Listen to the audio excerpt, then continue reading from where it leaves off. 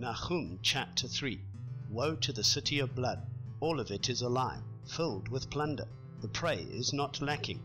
The sound of a whip and the sound of rattling wheels, of galloping horses, of jolting chariots, mounted horsemen with bright sword and glittering spear, and many wounded, and a mass of dead bodies, and no end of corpses. They stumble over the corpses, because of the many whorings of the well-favoured whore, the mistress of sorceries, who sells nations by her whorings, and clans by her sorceries.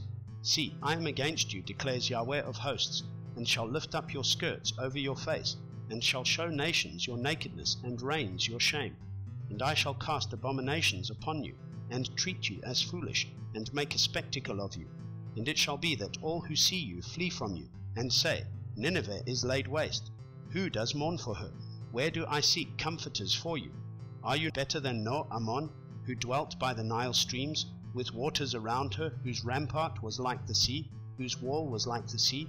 Cush and Mitzrayim were her strength, even unlimited. Put and Luvim were your helpers. Yet she was exiled. She went into captivity. At the head of every street her young children were dashed to pieces. Lots were cast for her esteemed men, and all her great men were bound in chains. You too are to become drunk. You are to go into hiding. You too are to seek refuge from the enemy. All your strongholds are fig trees with ripened figs. When shaken they shall fall into the mouth of the eater. See, your people in your midst are women. The gates of your land shall be opened wide to your enemies. Fire shall consume your gate bars. Draw for yourself water for the siege. Strengthen your defences. Go into the clay and tread the mortar. Lay hold of the brick mould. There a fire shall consume you. A sword cut you off, eat you up like a locust.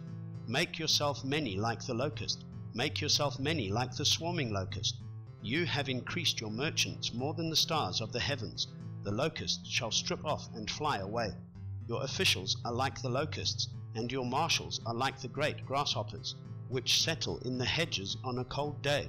When the sun rises they flee away, and the place where they are is unknown. Your shepherds have slumbered, O sovereign of Ashur. Your nobles lie down to rest. Your people are scattered on the mountains, and no one gathers them. Your injury has no healing. Your wound is grievous. All who hear news of you shall clap their hands over you. For over whom did your evil not pass continually?